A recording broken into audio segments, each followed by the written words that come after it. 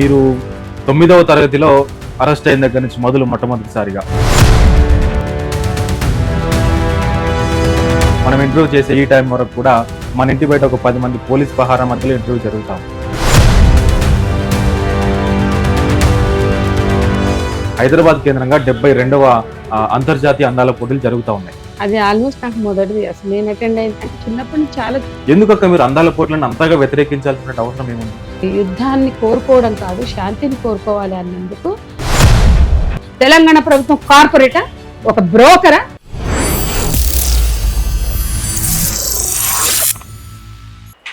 నమస్తే, welcome to vine news. మహిళలు సమాజంలో ఏ రంగంలో రాణించాలన్నా కూడా కొంత కష్టమైనటువంటి పరిస్థితి ఏర్పడతా ఉంది. ముఖ్యంగా అది రాజకీయ రంగం కావచ్చు, వ్యాపార రంగం కావచ్చు, ఆర్థిక రంగం కావచ్చు, అదేవిధంగా ఉద్యమ రంగం కావచ్చు. ఏ రంగంలో చూసినా కూడా కొన్ని ఒడిదుడుకులు ఉంటాయి, కొన్ని భరించాల్సి ఉంటుంది, కొన్ని నష్టాలకు ఓర్చుకోవాల్సి ఉంటుంది. అయినప్పటికీ కూడా వాటన్నిటిని భరిస్తూ కష్టాలను, నష్టాలను, ఒడిదుడుకులన్నింటినీ కూడా అధిగమిస్తూ గత 30 సంవత్సరాలుగా ఉద్యమ జీవితమే తన ప్రస్థానంగా ఎదుర్కొంటున్నటువంటి POW సంధ్యక్క ప్రస్తుతం మన ముందున్నారు.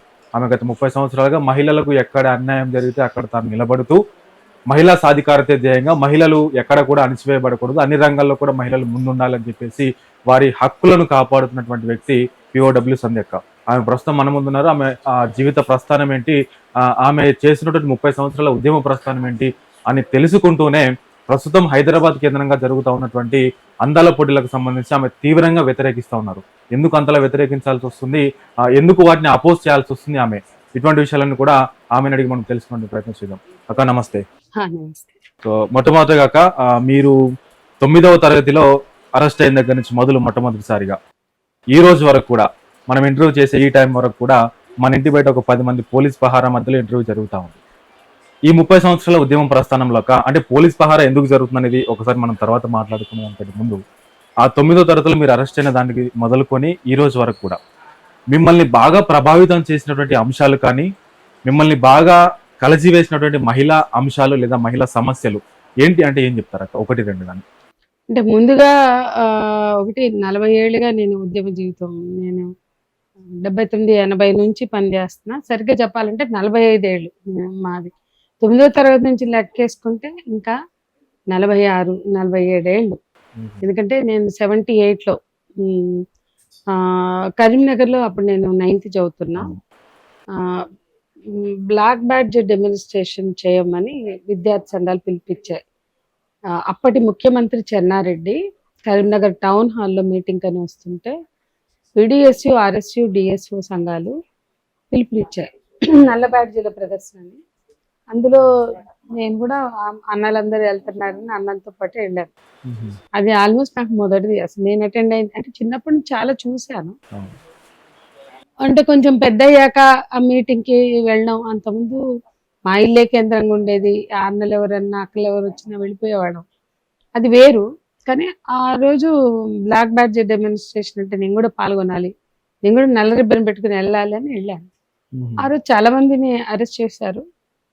మళ్ళీ కొంతమంది చిన్నపిల్లలమని వదిలేశారు అరెస్ట్ చేసి. అది నా మొదటి అరెస్ట్. ఎమర్జెన్సీ పాలన, ఎమర్జెన్సీ చీకటి పాలనకి వ్యతిరేకంగా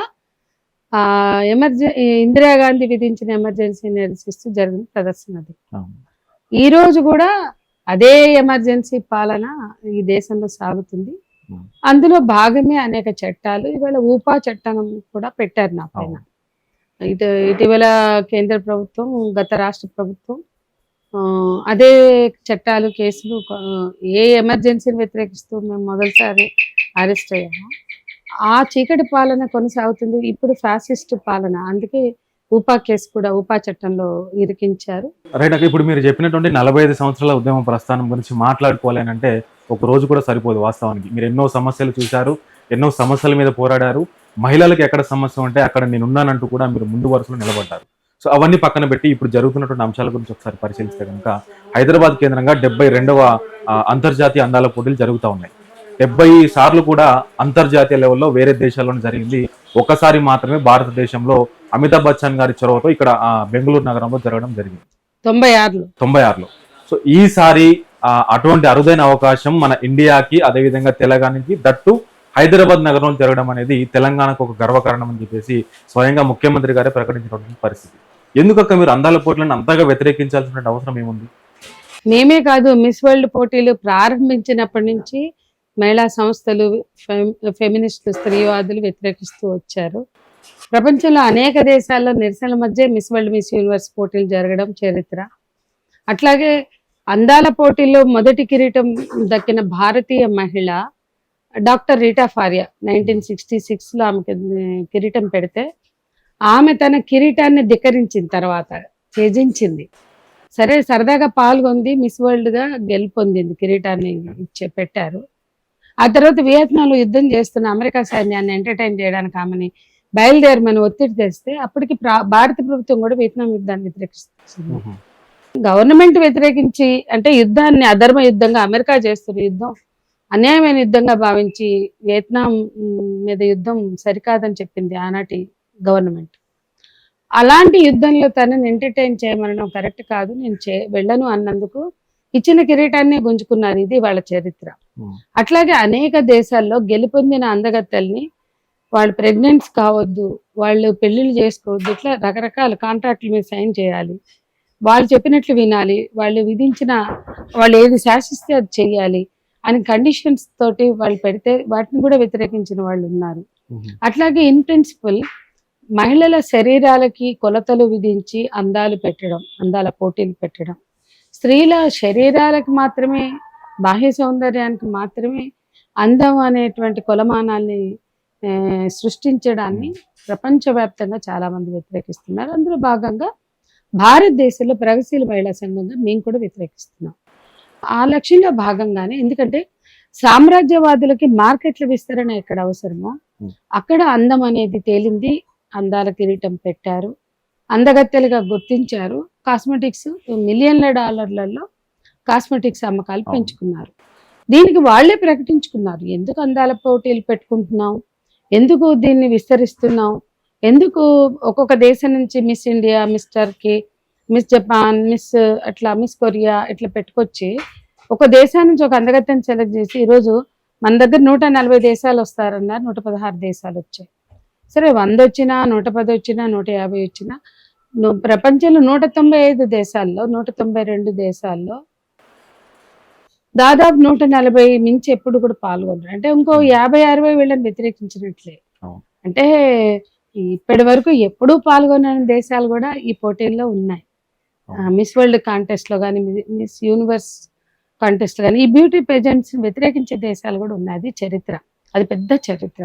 కానీ ఇక్కడ ఇంకొక వర్గం మాట్లాడుతున్నటువంటి అంశం ఏంటి అని అంటే, గతంలో కూడా ట్రంప్ కుమార్తె ఇవాంకా ట్రంప్ కూడా హైదరాబాద్ నగరానికి వచ్చినప్పుడు ఆమె ప్రయాణించే మార్గంలో రోడ్లు లేకపోతే రోడ్లు వేశారు. ఆ మార్గంలో స్లమ్ ఏరియాస్ ఎక్కడ ఉంటే కూడా స్లమ్ ఏరియాస్ తీసేశారు. అంగరంగ వైభవంగా కూడా ఆమె ఉన్నన్ని రోజులు కూడా హైదరాబాద్ యొక్క ప్రఖ్యాతిని, హైదరాబాద్ యొక్క చరిత్రను వారికి చూపించడంతో పాటుగా అంతర్జాతీయ మీడియా కూడా అంత కూడా కవర్ చేసింది ఆ టైంలో.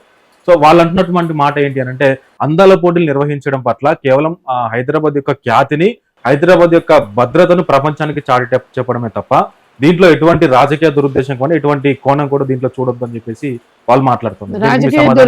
రాజకీయ దురుద్దేశం ఏముంటుంది? ఏ పాలకులైనా 1947లో బ్రిటిష్ వాళ్ళు వెళ్ళిపోయిన రోజు నుంచి ఈ రోజు వరకు పాలకులు ఎవరైనా సామ్రాజ్యవాదులకు జీ హుజూర్ జో హుకుం అనేవాళ్ళే.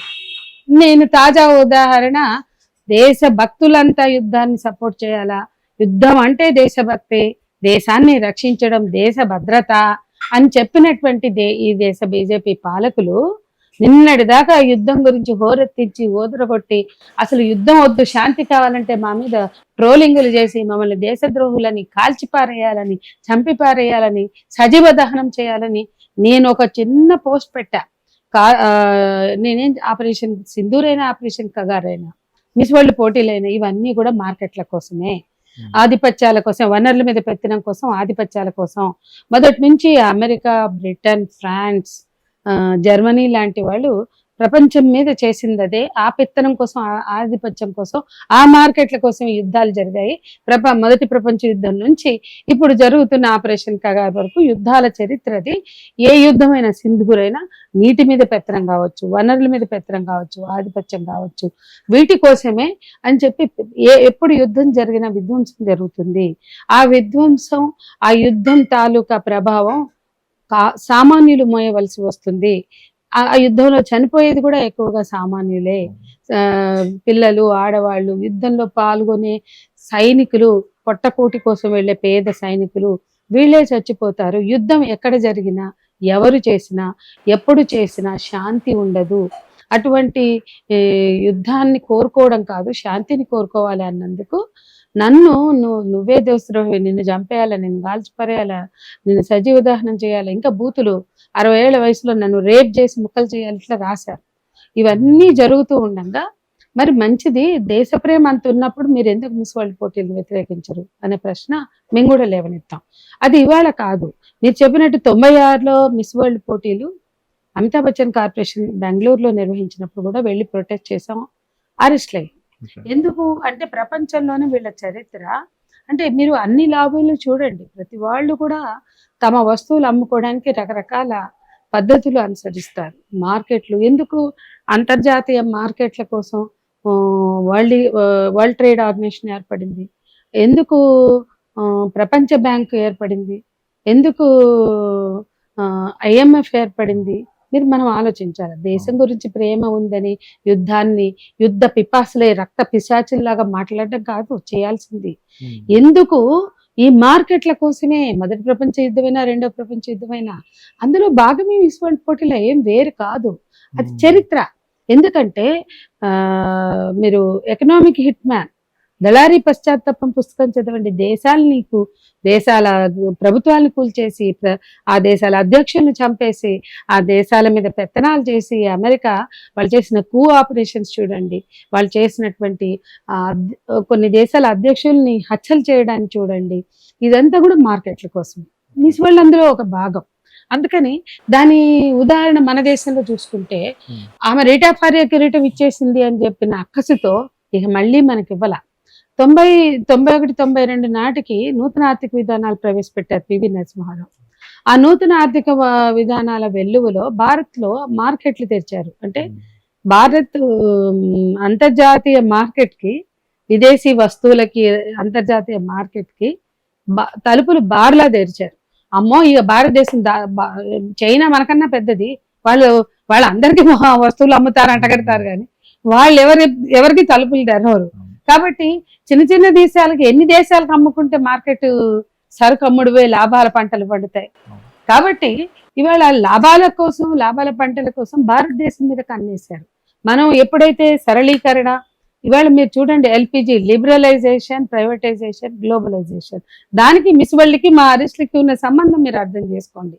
లిబరలైజేషన్ అనే రోజు వ్యతిరేకించాం, అరెస్టులు అయ్యాం.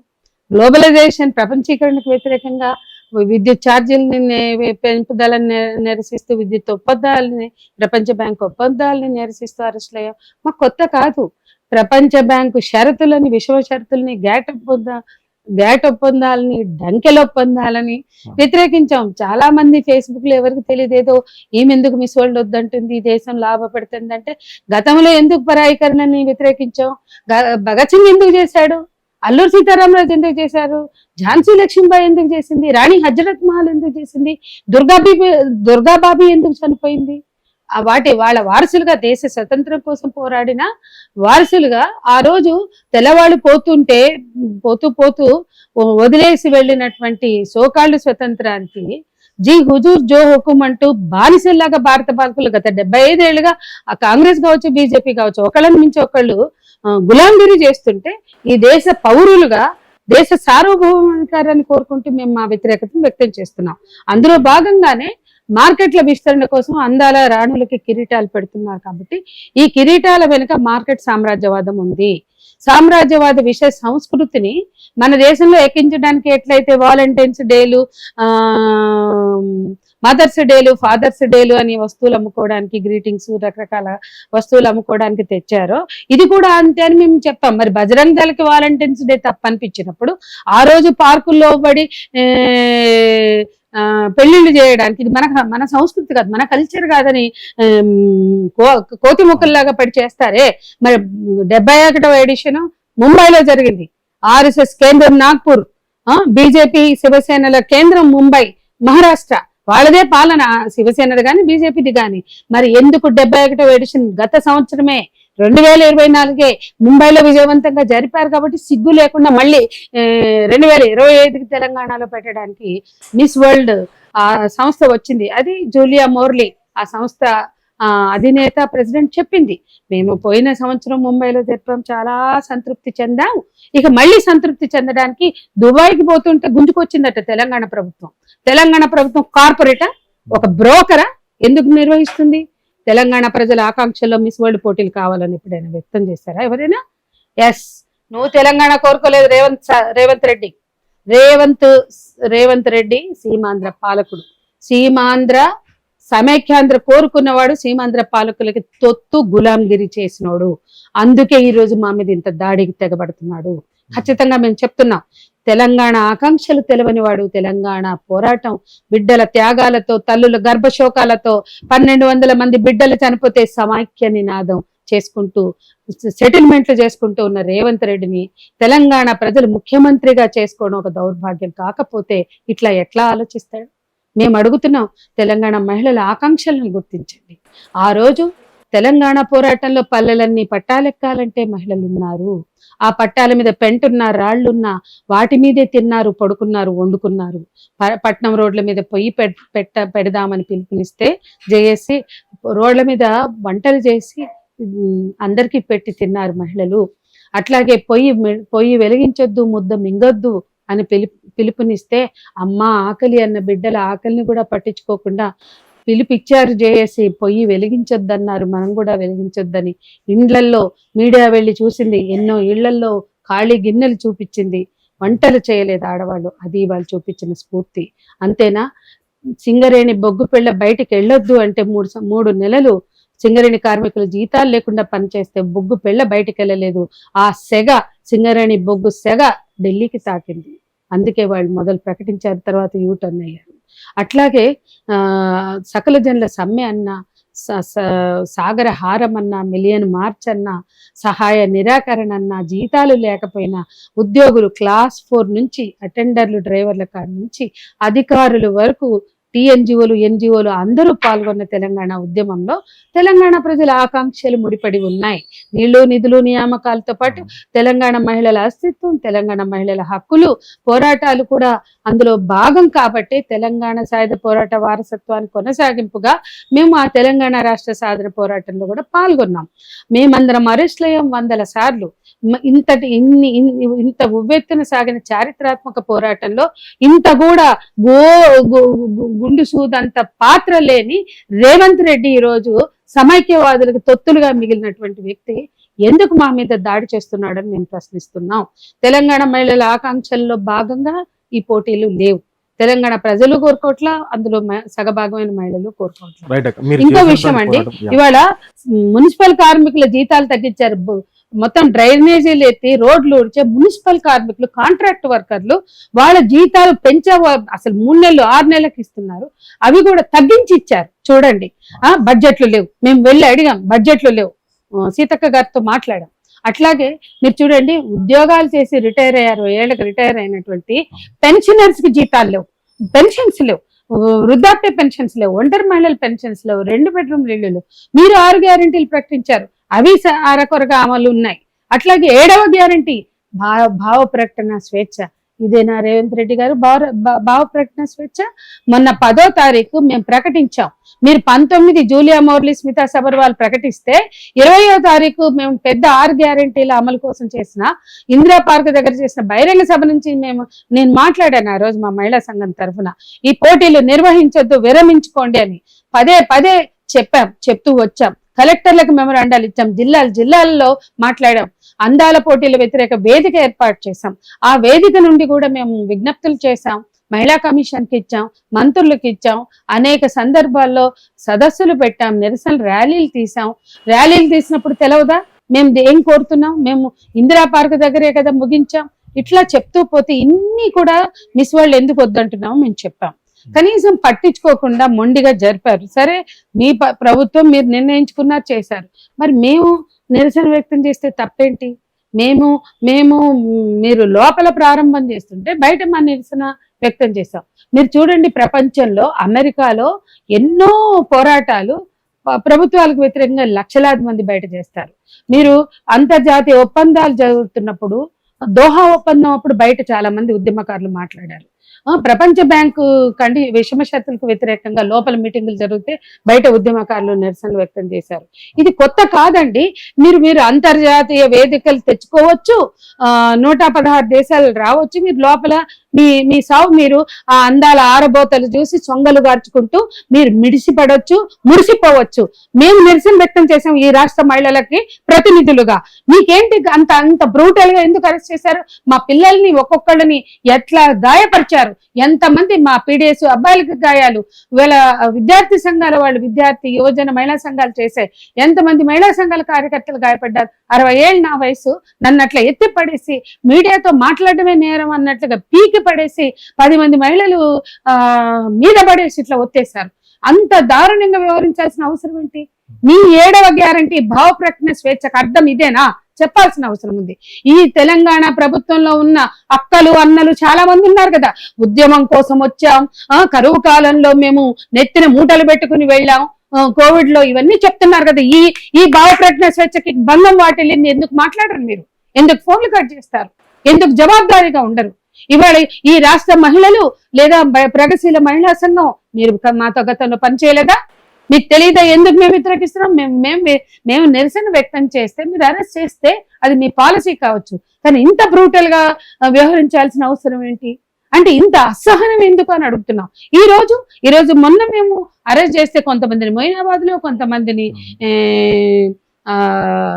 నార్సింగ్ లో, కొంతమంది రాజేంద్ర నగర్ లో, కొంతమంది గచ్చిబౌలిలో పెట్టారు. అందరి దగ్గర పర్సనల్ బాండ్స్ తీసుకున్నారు, ఫోటోలు తీసుకున్నారు, వదిలారు. ఇవన్నీ మాకు కొత్త కాదు. ఊపాలంటి చట్టాలే ఉన్నప్పుడు ఎదుర్కొన్న వాళ్ళే మాకు ఇవి కొత్త కాదు. కానీ ఈ రోజు మాకు ఏ ప్రోగ్రాం లేదు. పొద్దున 5:30 నుంచి ఎంత హెరాస్ చేస్తున్నారు. ఈ విషయం గురించి మళ్ళీ మాట్లాడతాం అక్క. మీరు ఇందాక ఆపరేషన్ సింధూర్ అన్నారు కాబట్టి ఇంకొక ప్రశ్న కూడా ఉత్పన్నం అవుతా ఉంది. మీరు మొన్న మాట్లాడుతూ అరెస్ట్ అయిన రోజు కూడా మీరు మాట్లాడారు, లేవనెత్తారు అంశాన్ని కూడా. ఓ పక్క భారత్ పాకిస్తాన్ మధ్య యుద్ధం జరుగుతూ ఉంటే మీరు అందాల పోటీలు పెట్టుకోవాల్సినటువంటి అవసరం ఏమొచ్చిందని చెప్పేసి మీరు ప్రశ్నలు లేవనెత్తారు. సో కానీ వాళ్ళు అంటున్నటువంటి మాట ఏంటి అని అంటే, భారత్ పాకిస్తాన్ యుద్ధం జరుగుతుందని చెప్పేసి మేము కలగన్నామా? వచ్చింది కదా, అందాల పోటీలు జరుగుతున్నాయి కదా, జరగనివ్వచ్చు కదా, మన హైదరాబాద్ యొక్క ప్రఖ్యాతి ప్రపంచ దేశాలు వచ్చి చూస్తున్నాయి కదా, ఎందుకు ఇంత అక్కస్ అని చెప్పేసి వాళ్ళు మాట్లాడుతున్నారు. దాంతో పాటుగా మిమ్మల్ని అరెస్ట్ చేయడము, మిమ్మల్ని ఆ విధంగా ఈడ్చుకెళ్ళడం అనేది కూడా నిజంగా అది హేయమైనటువంటి చర్య, అది ఎవరు కూడా అంగీకరించేటువంటిది కాదక్క. సో ఈ సందర్భంలో POW సంధ్యక్కకు ఈ నిరసన పట్ల, ఈ ఉద్యమం పట్ల ఎటువంటి ఆదరణ లభిస్తా ఉంది? ప్రజల నుంచి కావచ్చు, ప్రజా సంఘాల నుండి కావచ్చు, అదేవిధంగా రాజకీయేతర నేతల నుంచి ఎటువంటి సపోర్ట్ మీకు లభిస్తా ఉంది? ఎవరు మద్దతు ఇచ్చినా ఎవరు మద్దతు ఇవ్వకపోయినా మేము మాట్లాడతాం. ఇవాళ ఆపరేషన్ కగార్ని ఎవ్వరూ వ్యతిరేకించని రోజుల్లో మేము వ్యతిరేకించాం. ఇవాళ చాలా మంది రాజకీయ పార్టీలు ముందుకొచ్చి శాంతి చర్చలు జరపాలంటున్నారు. మేము పౌరులుగా రాజీ లేకుండా పోరాటాలు చేస్తున్నాం. ఇవాళ ట్రోలింగ్ చేసేవాళ్ళు కూడా యుద్ధం వద్దు, శాంతి కావాలంటే పాకిస్తాన్ పో, దేశద్రోహి, చంపాలి, 60 ఏళ్ల వయసులో రేపులు చేయాలి, కాల్చి ముక్కలు చేయాలి, సజీవ దహనం చేయాలి, చాలా హేటెడ్ తో రాశారు. అందాల పోటీల గురించి నిరసన వ్యక్తం చేసి అరెస్ట్ అయితే అంత క్రూరంగా చేస్తే చాలా మంది మాకు మద్దతు పలికారు, ఖండించారు. అది ఎప్పుడూ ఉంటుంది. మద్దతు లేకుండా ఈ పోరాటాలు ఇంతకాలం చేయలేం. ప్రజల మద్దతు మాకు ఎప్పుడు ఉంది, ఉంటుంది కూడా. అదే సమయంలో బీజేపీ, RSS లాంటి సంఘ్ పరివార్ లాంటి కాషాయ మూకలు లేదా బీజేపీ అనుకూల శక్తులు, ఈ దేశంలో తిరోగమనవాదులు పొద్దున్న లేస్తే భారతీయ సంస్కృతి, పొద్దున్న లేస్తే హిందూ సంస్కృతి అంటే వాళ్ళు ఈ బికినీ కాంటెస్ట్లు మీకు అంత ముద్దుగా ఉన్నాయా? ఇది భారతీయ సంస్కృతి అనిపిస్తుందా? ఆ రోజు పార్కుల్లో వాలంటైన్స్ డే మనది కాదు, పార్కుల్లో కనపడ్డారు, మేమే పెళ్లిళ్ళు చేస్తామంటే కనపడితే కనపడ్డారు. ప్రేమ ఉంటది యువతి యువకుల మధ్య, బస్ స్టాపుల్లో పార్కుల్లో కలుసుకోవచ్చు, మాట్లాడుకోవచ్చు. అది మన సంస్కృతి కాదని చెప్పడానికి మీరు పెళ్లిళ్ళు ఎట్లా చేస్తారు? పెళ్లిళ్ళు చేయడం తప్పు. వాళ్ళ తల్లిదండ్రులతో వాళ్ళు మాట్లాడుకుంటారో, వాళ్ళ పెద్దల అంగీకారంతో చేసుకుంటారో, ఇరు కుటుంబాలు కూర్చుని మాట్లాడుకుని చేస్తాయో. మీరెవరు తాళి కట్టించడానికంటే లే అది మన సంస్కృతి కాదు అని మాతో వాదించారు ఇది టీవీ డిస్కషన్స్ లో. మరి ఇవాళ మన సంస్కృతి అని జరిపిస్తున్నారా? మొన్న గత సంవత్సరం ముంబైలో, ఈ సంవత్సరం తెలంగాణలో అని మేము ప్రశ్నిస్తున్నాం. ఇక హైదరాబాద్ ప్రఖ్యాతి, రేవంత్ రెడ్డి పుట్టక ముందు నుంచి హైదరాబాద్ కి గుర్తింపు ఉంది. చార్మినార్ రేవంత్ రెడ్డి గట్టలు కొంచెం సోయి తెచ్చుకోవాలి. చార్మినార్ కి ప్రపంచ ఖ్యాతి ఉంది. హైదరాబాద్ గంగా జమున తెహజీబ్ అంటే ఏంటో అర్థం తెలుసుకోమనండి. గంగా జమున తెహజీబ్ గురించి అంతర్జాతీయ సాహిత్యం ఉంది. సాహిత్యం చదవని వాళ్ళకి ఏం తెలుస్తుంది? హైదరాబాద్ కు సంస్కృతి ఉంది, వేల సంవత్సరాల సంస్కృతి ఉంది, వందల సంవత్సరాల సంస్కృతి ఉంది. ఆ చరిత్ర, ఆ ఖ్యాతి కొత్తగా రేవంత్ రెడ్డి సాటవలసిన అవసరం లేదు. నీకు చెయ్యాలంటే 2028 లో ఒలింపిక్స్ అంటున్నారు కదా, ఇంతకన్నా ఎక్కువ దేశాలు వాళ్ళు వస్తారు, వాళ్ళకి మద్దతు కల్పించండి.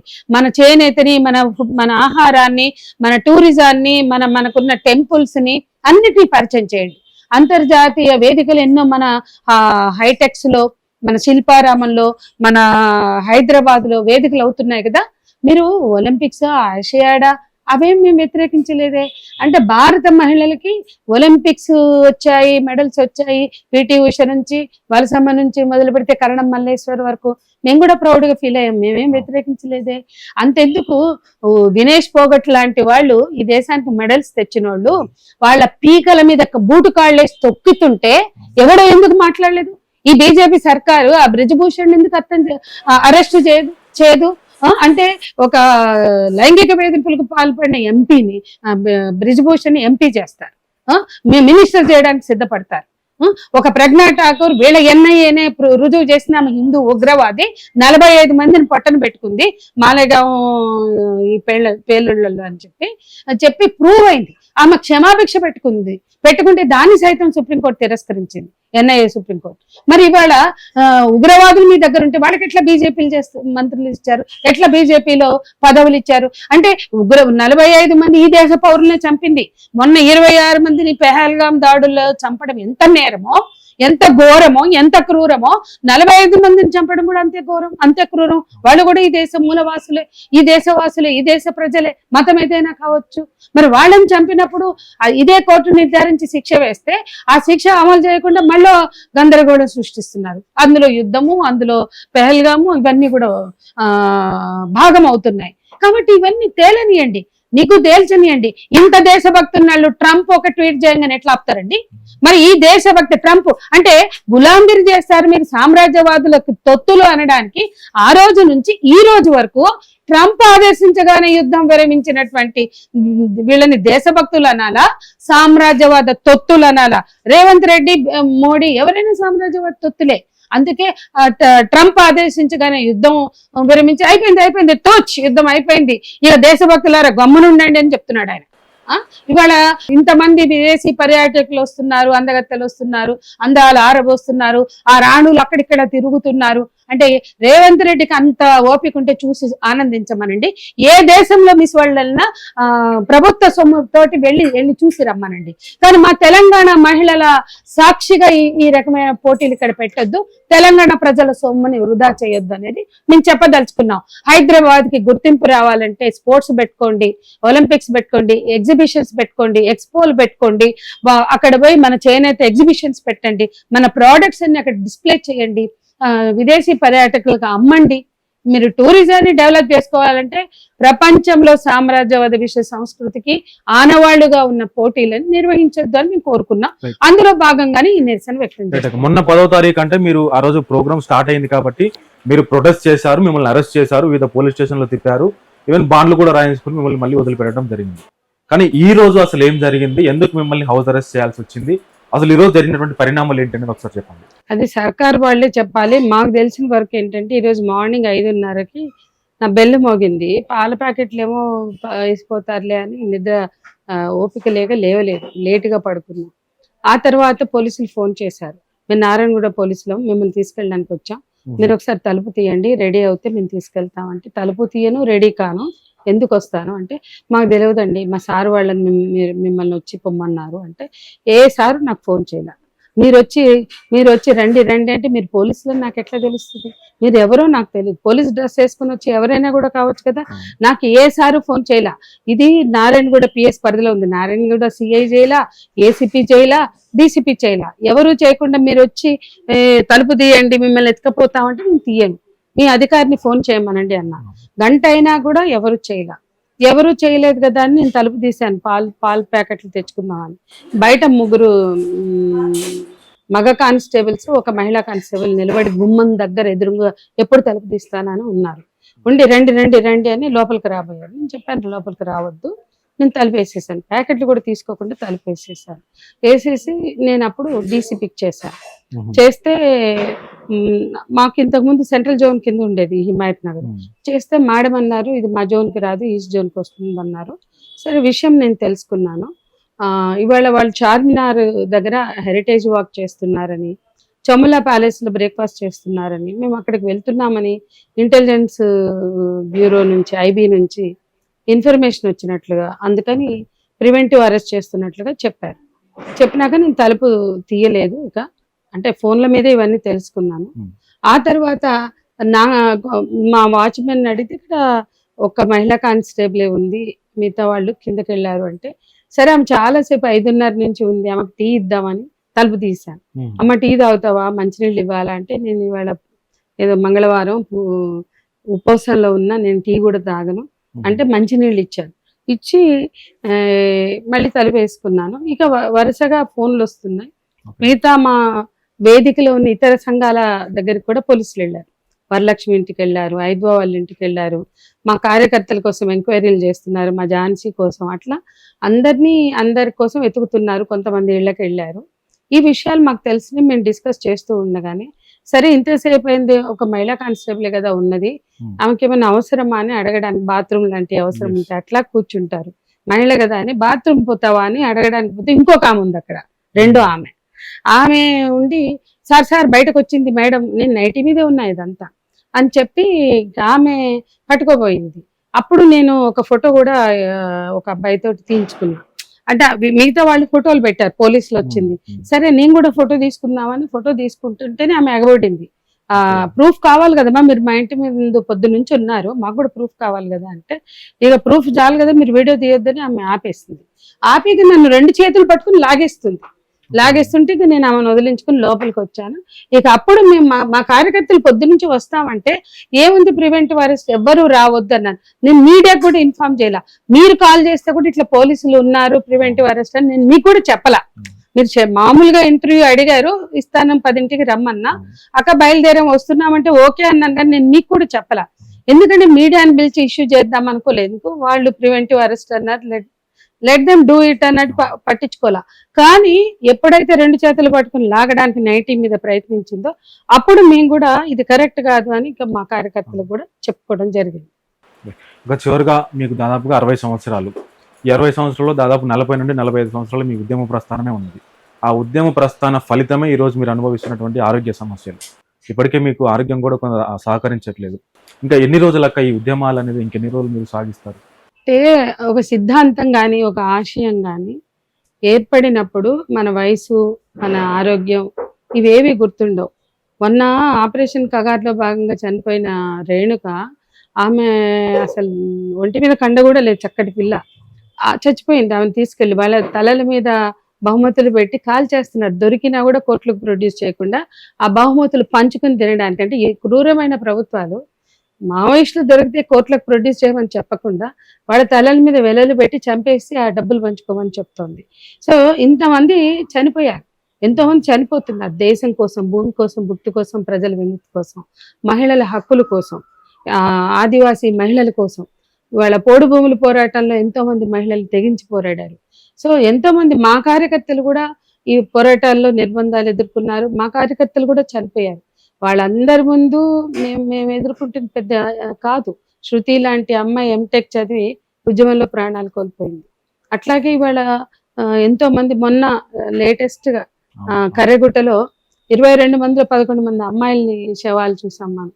అట్లా ఎంతో మందిని చంపేస్తూ రాజ్యం ఆదివాసీలని డిస్ప్లేస్ చేసి, విధ్వంసం చేసి, వాళ్ళ కాళ్ళ కింద భూమిని తీసుకుని ఆ భూమి కింద ఉన్న ఖనిజాలని కార్పొరేట్లకు అప్పచెప్పడం కోసం ఇవాళ ఒక విధ్వంసం చేస్తున్నారు. దానికి అంతిమ యుద్ధం అని పేరు పెట్టి మనుషుల్నే చంపేస్తున్నారు.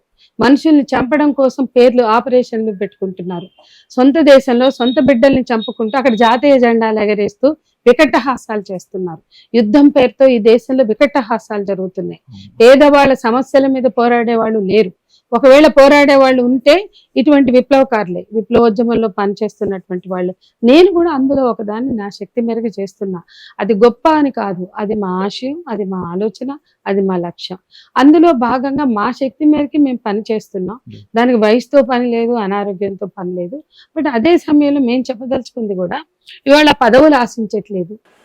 మీరు ఇచ్చే అవార్డులు, రివార్డులు, పదవులు తీసుకోవట్లేదు. ఎన్నో ఆఫర్లు ఇచ్చినప్పటికీ వాటిని మేము త్యజించాం, ధిక్కరించాం. ఇవాళకి సమస్యల మీదనే పనిచేస్తున్నాం. ప్రజల హక్కుల కోసమే మా గొంతు విప్పుతున్నాం. ఇంత అణచివేత, ఇంత నిర్బంధం, ఊపా లాంటి చట్టాలని ప్రయోగించడం, ఇవన్నీ చేస్తుంటే ఇవాళ ప్రజలు, బుద్ధిజీవులు అనే వాళ్ళు ఆలోచించాల్సిన విషయం ఇక్కడ ఒకటి ఉంది. ట్రోల్ చేస్తున్నారు. దేనికి ట్రోల్ చేస్తున్నారు? మా పదవుల కోసమా, మా సొంత ప్రయోజనాల కోసమా, డబ్బుల కోసం? ₹1 డబ్బు తీసుకోకుండా పనిచేస్తే యుద్ధం వద్దన్నందుకు ట్రోలర్స్ అంతా డబ్బులు. నేను యుద్ధం వద్దని అంటే నాకు ఎక్కడి నుంచో డబ్బులు వస్తాయట, ప్యాకేజీలు వస్తాయట. యుద్ధం వద్దంటే ప్యాకేజీలు వస్తాయి. మిస్ వరల్డ్ పోటీలు వద్దంటే కావాలన్న వాళ్ళకి ప్యాకేజీలు వస్తాయేమో. కాస్మెటిక్స్ కంపెనీలో, బహుళజాతి కంపెనీలో ఇస్తాయి. మిస్ వరల్డ్ పోటీలు వద్దంటే ప్యాకేజీలు బాగా ముట్టాయా? వద్దంటున్నావంటే ఇంత బుర్ర లేకుండా, బుద్ధి లేకుండా దినమ్మ 100 మందితో పడుకుంటే ఇది పుట్టిందని రాస్తారు. ఇక నేనైతే నా భర్త పోయిన సంవత్సరం చనిపోతే అంతకుముందు 2 మొగుళ్ళని చంపింది, 3 మొగుళ్ళని వదిలేసింది, ఇది రోజుకి ఒక్కరితో పడుకుంది. ఈ రాతలు రోజు చూసాం, మా ఫోటోలు పెట్టి రాశారు. అంటే ఇవన్నీ ఏ దేశ సంస్కృతి? ఇది భారతీయ సంస్కృతేనా? వీళ్ళంతా భారతీయులేనా? భారతీయులే మహిళల్ని గుర్తించే విధానం ఇదేనా? అంటే స్వార్థం లేకుండా, పదవులు కోరుకోకుండా మా లక్ష్యంలో భాగంగా మేము పనిచేస్తున్నాం. మీరు డిఫర్ కాండి. మీ లక్ష్యం మాకు నచ్చలా, మీ కమ్యూనిజం మాకు నచ్చలా, మీ వామపక్ష వాదం మాకు నచ్చలేదు, మీ విప్లవోద్యమం మాకు నచ్చలేదు. లక్షల ఎకరాల భూమి పంచిన చరిత్ర మాది. ఎంతో మంది హక్కుల సాధన కోసం పోరాడాం. బొగ్గుగని కార్మికులు పోరాడుతుంటే వాళ్ళకి వెళ్ళి అండగా నిలబడ్డాం. ఆర్టీసీ సమ్మె చేస్తుంటే అందులో అండగా నిలబడి కేసులు ఎదుర్కొన్నాం. ఈ దేశంలో కార్మిక వర్గం పోరాడుతుంటే నిలబడ్డాం, రైతాంగం పోరాడుతుంటే నిలబడ్డాం. మహిళల హక్కుల కోసం పనిచేస్తున్నాం. రోజు మహిళల మీద జరుగుతున్న దాడులను వ్యతిరేకిస్తున్నాం. స్త్రీలపై జరిగే లైంగిక వేధింపులు ఆపాలని చట్టాల కోసం పోరాడాం. కుటుంబ హింసని ఎదుర్కొంటూ నిరోధించమని కోరుతూ చట్టాల కోసం పోరాడాం. ఇవాళ మేము పోరాడితే మాలాంటి సంఘాలు, సంస్థలు, వ్యక్తులు చేసిన పోరాటాల ఫలితంగానే DV యాక్ట్ వచ్చింది, లైంగిక వేధింపుల నిరోధక చట్టం వచ్చింది, నిర్భయ చట్టం వచ్చింది. ఈ చట్టాలన్నీ ఈ ప్రభుత్వాలే చాలా గొప్పగా అమలు చేస్తున్నాయి కదా. ఒకప్పుడు మార్చి 8 ఈ దేశంలో ఎవరు ఈ రాజకీయ పార్టీలు చేయలే. అది అంతర్జాతీయ సోషలిస్ట్ సమావేశంలో ప్రారంభమైనటువంటి రోజు. ఆ రోజా లగ్జంబర్గ్, అలెగ్జాండ్రా కొల్లంటైర్ లాంటి వాళ్ళు నిర్ణయించి సమావేశంలో ఆమోదించిన రోజు. మీరెందుకు పేరెంటాలు చేసినట్టు ఇవాళ పండగల్లాగా పబ్బాలు గడుపుకున్నట్టుగా ఎందుకు చేస్తున్నారు? మీరు మార్చైతలు చేస్తారు. మార్చైతే ఈ దేశంలో ఎవరు కూడా ముందు నుంచి జరిపిన వాళ్ళు కాదు. అంటే అన్ని పోరాటాలకి క్రెడిట్లు తీసుకుంటారు. తెలంగాణ సాయుధ పోరాటం క్రెడిట్లు తీసుకుంటారు, తెలంగాణ రాష్ట్ర సాధన పోరాటం క్రెడిట్లు తీసుకుంటారు. ఇటువంటి పాలకులు, ప్రశ్నించని పాలకులు, ఇటువంటి పాలకులు, తమ ప్రయోజనాలను చూసుకునే పాలకులు, వీళ్ళని ప్రశ్నించడమే నేరం అవుతుంది. వీళ్ళు యుద్ధం చేస్తే జీ హుజూర్ అనాలి, వీళ్ళు దోపిడీ చేస్తే జో హుకుం అనాలి. అట్లా అనేవాళ్ళు ఎవరైనా వాళ్ళ స్వార్థ ప్రయోజనాల కోసం అంటున్నారేమో కానీ మేము అనం, మేము రాజీ పడం. మేము మా లక్ష్యాల్లో భాగంగా పనిచేస్తున్నాం, మా ఆశయాల కోసం పనిచేస్తున్నాం.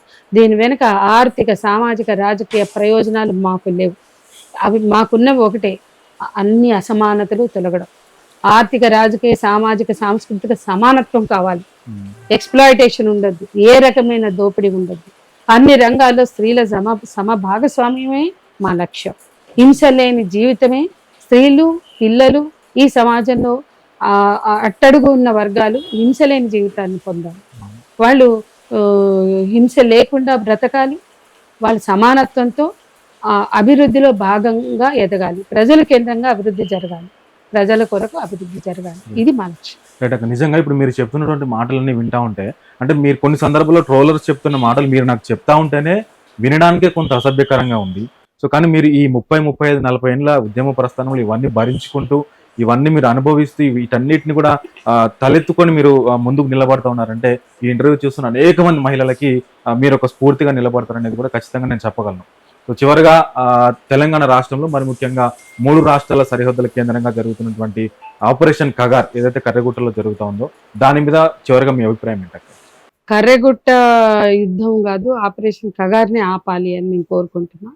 వాళ్ళు సీజ్ ఫైర్ అన్నారు, శాంతి చర్చలు అన్నారు. అనేక మంది మేధావులు, బుద్ధిజీవులు, ప్రతిపక్ష పార్టీలు సైతం ముందుకొచ్చి శాంతి చర్చలకి కోసం మాట్లాడుతున్నాయి, వాళ్ళు డిమాండ్ చేస్తున్నాయి. కాబట్టి ఏ ప్రజల కోసం వాళ్ళు త్యాగాలు చేస్తున్నారో, ఏ ప్రజల హక్కుల పరిరక్షణ కోసం వాళ్ళు తమ జీవితాలను తృణప్రాయంగా అర్పిస్తున్నారో వాళ్ళని అంత దారుణంగా చంపడం అన్యాయం అని చెప్తూ, ఇవాళ బండి సంజయ్ లాంటి వాళ్ళు అప్పుడెప్పుడు వాళ్ళని చంపారు కదా, వీళ్ళని చంపారు కదా, అందుకే ఆపరేషన్ కగార్ కొనసాగాల్సింది అంటున్నారు. మేము చెప్తున్నాం మా వాళ్ళని కూడా చంపారు పీపుల్స్ వార్ వాళ్ళు, మా కార్యకర్తలను కూడా చాలా మందిని పోగొట్టుకున్నాం. కాబట్టి పీపుల్స్ వారు మా కార్యకర్తలను చంపితే వాళ్ళతో కూడా మేము వాళ్ళని ప్రశ్నిస్తాం, వాళ్ళ మీద యుద్ధం చేస్తాం, అంటే వాళ్ళ మీద కొట్లాడతాం. ఏమని? మా కార్యకర్తలను చంపడమే విప్లవమా అని మేము ప్రశ్నించాం, కరపత్రాలు వేసాం, కొట్లాడాం. మా కార్యకర్తలను చంపినప్పుడు వాళ్ళతోటి పోట్లాడిన మేమే వాళ్ళ మీద ఈ ఆపరేషన్ కగార్ యుద్ధం పేరుతో దాడులు చేయొద్దని డిమాండ్ చేస్తున్నాం. అంటే మానవత్వమే అక్కడ. ఈరోజు ఆపరేషన్ సింధూర్ పేరుతో విధ్వంసం జరగొద్దు అన్న మానవత్వంతో ఇవాళ ఉగ్రవాదులు దాడి చేస్తే పహారా కాయడంలో ఫెయిల్ అయి, భద్రతను కల్పించడంలో ఫెయిల్ అయిన ప్రభుత్వం ఆ హంతకులకు అవకాశం కల్పించి, పుల్వామా అయినా ఈరోజు పెహల్గాం అయినా కొంతమంది అమాయకుల్ని పొట్టన పెట్టుకున్నటువంటి ఉగ్రవాద దాడులకి ఎవరు ఊతం ఇచ్చారో అందరూ ఆలోచించాలని నేను చెప్తున్నాం. ఎందుకంటే బిన్ లాడెన్ నుంచి బింద్రన్ వాలే వరకు పాలకులే సృష్టించారు ఈ టెర్రరిస్టులని. పాలకులే తమ ప్రయోజనాల కోసం పెంచి పోషిస్తారు. అమెరికా లాంటి అగ్రరాజ్యాలు ఇవాళ దురాక్రమణదారులుగా, రష్యా సైతం, చైనా సైతం దురాక్రమణదారులుగా ఇవాళ యుద్ధాలని ఎంకరేజ్ చేస్తున్నారు. అవన్నీ ప్రజలు అర్థం చేసుకోవాలా. ఆయుధ వ్యాపారం కోసం, పెత్తనాల కోసం, వనరుల మీద పెత్తనాల కోసం, ఆయిల్ లాంటి కీలకమైనటువంటి వాటి మీద ఆధిపత్యం కోసం చేస్తున్న యుద్ధాలు, ఇరాక్ మీద యుద్ధమైనా, ఆఫ్ఘనిస్తాన్ మీద యుద్ధమైనా వనరుల మీద పెత్తనాల కోసమే అనేది మనం మర్చిపోరాదు. మొదటి ప్రపంచ యుద్ధం, రెండో ప్రపంచ యుద్ధం అర్థమైతే తర్వాత యుద్ధాలు అర్థమవుతాయి. ఇక్కడ కొత్తగా దేశభక్తిని చొప్పించినంత మాత్రాన అది నిజం అవుతుంది అనే దానికి అమాయకులే ప్రజలు దేశభక్తిని వాళ్ళు పాలకులు తమ పబ్బం గడుపుకోవడానికి చొప్పిస్తే ఇవాళ నమ్ముతున్నారు. దేశభక్తి అది కాదు అని మేము ఎందుకు చెప్తున్నాం అంటే స్పష్టంగా చారిత్రకంగా ఆధారాలు కనిపిస్తున్నాయి. కాబట్టి ఏ యుద్ధమైనా అది శాంతిని, ఇవాళ పెద్ద మేజర్ జనరల్ మాట్లాడాడు, మన భారతదేశ ఆర్మీ చీఫ్ మాట్లాడాడు. ఏమన్నాడంటే యుద్ధం కాదు, ఎప్పుడైనా శాంతి చర్చలే గొప్పవి, ప్రాణ నష్టం జరగద్దు. యుద్ధాలు జరిగితే బాంబులు వేసుకుంటారు, ఇవాళ న్యూక్లియర్ బాంబులు వేసుకుంటే కోట్లల్లో చచ్చిపోతారు. కాబట్టి ఇవి రెచ్చగొట్టడం కాదు. ఇవాళ యుద్ధం కావాలి ఇది దేశభక్తి అని బాగా రెచ్చిపోయిన వాళ్ళు మీరు ఓటి బార్డర్లు పోయి మీరు కనీసం సైన్యంలో లేకపోయినా వాళ్ళకి అన్ని సహాయాలు చేస్తూ ఉండండి. ఎంత దారుణంగా మాట్లాడుతుంది. పక్కోడికి కష్టం వస్తే రాని వీళ్ళు యుద్ధం గురించి చాలా గొప్పగా రాతలు రాస్తారు. కాబట్టి మేము కమ్యూనిస్టులుగా, మేము మానవతావాదులు, మేము శాంతిని కోరుకుంటాం. మా మీద దాడులు జరిగినా, మమ్మల్ని ఎవరు పొట్టన పెట్టుకున్నా మేము శాంతినే కోరుకుంటున్నాం. ప్రజలతో నడుస్తాం, ప్రజల కోసం పనిచేస్తాం. ఇవాళ ఆపరేషన్ కగార్ విషయంలో కూడా అది హక్కుల ఉల్లంఘన, ఆదివాసుల మీద చేస్తున్న దౌర్జన్యం, ఆదివాసుల మీద వాళ్ళ వనరుల దోపిడీ కోసం సాగిస్తున్నది. మణిపూర్లో జాతుల మధ్య చిచ్చు పెట్టి మీరు చూసారు కదా, ఎంత దారుణంగా జాతుల మధ్య వైరాన్ని పెట్టి ఇవాళ బీజేపీ పంచన చేరిన జాతి ఏదైతే ఉందో ఒకప్పుడు సుదీర్ఘకాలం భారత సైన్యాన్ని వ్యతిరేకించింది. ఇవాళ అక్కడ నష్టపోయి మంటల్లో కాలిపోయిన కుకీ జాతి భారతదేశ ప్రభుత్వానికి, భారత సైన్యంలో చేరి భారత ప్రభుత్వానికి సేవలు చేసింది. వాళ్ళు చాలా చాలా వినయంగా, లాయల్ గా భారత సైన్యానికి ఉన్నారు కుక్కితేగా. కానీ వాళ్ళని ఊచకోతలు కోసి వాళ్ళ మీద మణిపూర్ మంటల్లో కాలిపోయి వాళ్ళని నగ్నంగా నడిపించి అక్కడ చిచ్చు పెట్టి ఇప్పుడు ఎవరికి అప్పగించారు చూడండి. ఏ కార్పొరేట్లు అక్కడికి వచ్చాయి, ఏ కార్పొరేట్లు వనరులు దోపిడీ చేస్తున్నాయి, రెండు జాతుల మధ్య, రెండు తెగల మధ్య, అందరూ ఆదివాసీలే, రెండు తెగల మధ్య చిచ్చు పెట్టి ఇవన్నీ ఆలోచించాలి. ఇవాళ బీజేపీకి ఓట్లు వేస్తున్న ఉత్తర తెలంగాణ ప్రజలు కూడా ఆలోచించాలి. మధ్య భారతంలో ఆదివాసీలు, మీరు గోండ్లు కావచ్చు, వాళ్ళు కోయలు కావచ్చు, గుత్తి కోయలు కావచ్చు, ఇంకెవరైనా కావచ్చు, కానీ మీ జాతి ప్రజల్ని అట్లా విధ్వంసం. 3 నెలల బాబు ఏం నేరం చేశాడు? 11 నెలల పాప ఏం నేరం చేసింది? తమ జాతి బిడ్డల్ని ఊచకొత్తలు వస్తుంటే, బాంబులేసి చంపుతుంటే, డ్రోన్లతో దాడులు చేస్తుంటే బీజేపీకి ఓట్లు వేసిన ప్రతి ఆదివాసీ కూడా సిగ్గుపడాలి, ఆలోచించాలి. ఇది ఈ దేశంలో ఉన్న పరిస్థితి. ఖచ్చితంగా ఆపరేషన్ కగార్ని నిలిపివేయాలి. వాళ్ళు అర్బన్ నక్సలైట్లు అంటారు, ఆదివాసీలు నక్సలైట్లు అంటారు, వాళ్ళని ప్రశ్నించిన మైనారిటీలని నక్సలైట్లు అంటారు. ఎక్కడో పెహల్గాం జరిగితే ముస్లింలందరినీ దేశద్రోహులు అంటారు. మరి ఈ సోఫియా ఖురేషి మాట్లాడుతుంది, నేను ముస్లింని, నేను దేశం కోసం ఆలోచిస్తా, మా తాతల తండ్రుల నుంచి మేము పోరాడామని. ఇవాళ కనీసం సోఫియా ఖురేషి లాంటి వాళ్ళు మాట్లాడుతున్న మాటలైనా ఈ దేశంలో మతోన్మాదాన్ని రెచ్చగొడుతున్న పాలకులు ఎప్పుడూ రెచ్చగొడతారు, కానీ వాళ్ళు రెచ్చగొడుతున్న మతోన్మాదాన్ని ఎత్తినెక్కించుకొని పిచ్చి కుక్కల్లాగా ఆలోచిస్తున్న వాళ్ళు, లేదా మత్తుతో ఆలోచిస్తున్న వాళ్ళు, సోఫియా ఖురేషి లాంటి వాళ్ళు ఏం చెప్తున్నారు వినండి. భారత స్వతంత్రం నుంచి ఈ రోజు వరకు కూడా ఈ దేశంలో ముస్లింలు ఈ దేశం కోసం ప్రాణాలు అర్పించిన వాళ్ళు ఉన్నారు. కాబట్టి ముస్లింలు అనగానే దేశద్రోహులు, మావోయిస్టులు అనగానే దేశద్రోహులు, ఆదివాసీలు అనగానే దేశద్రోహులు. ఈ రకమైన ముద్రలు వేసి చంపడం, విధ్వంసం చేయడం కేవలం వాళ్ళ స్వార్థ ప్రయోజనాల కోసమే. అది ప్రపంచ చరిత్ర. ప్రపంచంలో ఎన్ని గోల్డ్ మైన్స్ ఉన్నాయో అక్కడ నేటివ్ పీపుల్ని, ఒక గోల్డే కాదు, మీరు మ్యాంగనీస్ కావచ్చు, మైకా కావచ్చు, ప్రపంచంలో జరిగిన మైనింగ్లన్నిట్లో కూడా లోకల్ పీపుల్ని, నేటివ్ పీపుల్ని ఊచకోతలు కోసి అక్కడ మైనింగ్ జరిగింది. ఇవాళ మన దేశంలో కూడా అదే జరుగుతుంది. ఇప్పటికే మధ్య భారతంలో అదానికి అప్పగించిన అడవుల్లో ఎన్ని లక్షల చెట్లు రాత్రికి రాత్రి డోజర్లు పెట్టి కొట్టేశారో చూడండి. మరి మన పోడు భూముల్లో, మన ఆదిలాబాదు, మన వరంగల్, ములుగు, ఖమ్మము, గోదావరి జిల్లాల్లో పోడు భూములలో మొక్కజొన్న వేసి వ్యవసాయం చేస్తూ, లేదా పత్తో వరో వేసి వ్యవసాయం చేస్తుంటే వీళ్ళు చెట్లు కొట్టేసి వ్యవసాయం చేస్తున్నారు. పచ్చదనానికి భంగం వాటిల్లింది, హరితహారం అని చెప్పి మాట్లాడుతున్నారు, పచ్చదనాన్ని హరిస్తున్నారు అన్నారు. మరి కార్పొరేట్ల చేతుల్లోకి వెళ్ళిన అడవిలో పచ్చదనం ఉన్నదా? మొత్తం కూడా అక్కడ హరించేశారు కదా. ఇవన్నీ కూడా ప్రజలు ఆలోచించాలని నేను కోరుతున్నాను. థ్యాంక్ యూ సో మచ్ అక్క. నిజంగా మీరు చేసినటువంటి పోరాటం చాలా స్ఫూర్తిదాయకము. భగవంతుడు మీకు మంచి ఆరోగ్యాన్ని ప్రసాదించాలి. ఇంకా మీరు ఇంకొక 10-15 సంవత్సరాల పాటు ప్రజా ఉద్యమంలో కొనసాగాలని చెప్పేసి మేము మనస్ఫూర్తిగా కోరుకుంటున్నాం అక్క. మేము కొనసాగుతాం, మీరు కూడా మాకు మద్దతుగా ఉండాలి. తప్పకుండా ఇలాంటి వాళ్ళందరూ మద్దతుగా ఉన్నప్పుడే ఈ పోరాటాలు గెలుస్తాయి, నిలబడి సాధిస్తాయి. నిజంగా, ఎందుకంటే ఇటువంటి క్లిష్ట పరిస్థితుల్లో కూడా మీరు మమ్మల్ని పిలిచి ఇంటర్వ్యూకి యాక్సెప్ట్ చేసినందుకు మరొకసారి మీకు ధన్యవాదాలు అక్క. సో ఇది మరి చూసారు కదా, POW సంధ్యక్క మనతో మాట్లాడుతున్నటువంటి పరిస్థితి. దాదాపుగా ఈ హైదరాబాద్ లో జరుగుతున్నటువంటి అందాల పోటీలు కేవలము వారి వాణిజ్య ప్రకటనల కోసం, వారి వాణిజ్య వ్యాపార అభివృద్ధి కోసం మాత్రమే జరుగుతుంది తప్ప దానివల్ల తెలంగాణ రాష్ట్రానికి కానీ, హైదరాబాద్ కానీ ఎటువంటి ఆమ్దాని కూడా, ఎటువంటి ఆదాయం కూడా రాదు. దానివల్ల ఇది మన సంస్కృతి కూడా కాదని చెప్పేసి వారు గంటాపదంగా చెప్తున్నటువంటి పరిస్థితి. వెంటనే ఇటువంటి ఆలోచనలు పునరుద్ధరించుకోవాలి, ఇటువంటి పునరావృతం కాకుండా చూసుకోవాలని చెప్పేసి అటు తెలంగాణ గవర్నమెంట్కు, అదేవిధంగా భారతదేశ గవర్నమెంట్ కూడా వారు సూచిస్తూ హెచ్చరిస్తూ ఉన్నారు. చూద్దాం, మరికొన్ని విషయాలతో నేను ముందుకు వచ్చేటువంటి ప్రయత్నం చేస్తాను. అంతవరకు చూస్తూనే ఉండండి వాయిన్ న్యూస్.